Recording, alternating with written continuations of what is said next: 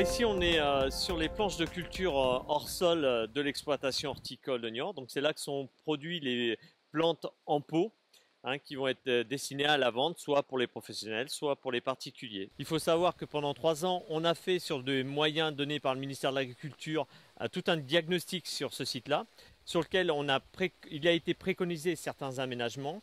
Et donc la difficulté qu'on avait, c'était de financer ces aménagements.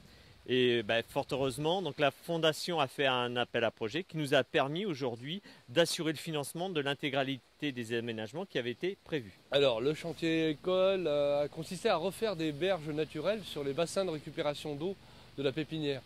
L'idée, c'était de recréer différents écosystèmes sur le site. Et on voulait voir, à partir de la réhabilitation de ces bassins, quel pouvait être notre impact sur la biodiversité du site. On est intervenu parce que c'était un endroit, c'était un lieu où l'homme intervenait peu.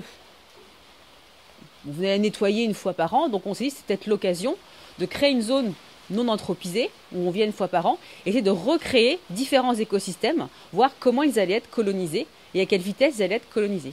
On a nettoyé, on a posé des alvéoles sur les bâches des bassins, parce que le problème c'est que les animaux qui vont dedans pour se désaltérer, ils ne peuvent pas remonter après. Donc on est en train de poser ça et après on va en semer sur les alvéoles. Donc on les remplit de terre et après on va semer pour mettre des plantes et comme ça, ça pourra créer une biodiversité. Quand on a fait l'inventaire de départ, il n'y avait pas grand-chose au niveau faune. Au niveau flore, on avait la flore spontanée classique d'une prairie, une prairie calcaire. Et puis là, on s'aperçoit au niveau flore qu'on a des orchidées qui apparaissent. Et en un an, les stations d'orchidées se développent. Alors, on a trouvé des grenouilles, des ditiques, des notonectes. Au printemps dernier, on a vu pas mal de libellules. On a vu d'Anax imperator. Ce qu'il faut voir, c'est que ce bassin soit en autogestion. C'est-à-dire qu'on est, nous, simplement, à enlever tous les branches mortes, les végétaux morts au niveau des radeaux.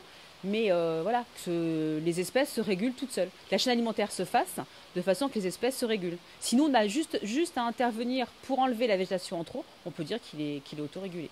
Je trouve ça bien parce que c'est quelque chose qui a été créé par l'homme. On arrive quand même à remettre quelque chose d'à peu près naturel. Donc je trouve ça super pour tout. C'est super bien.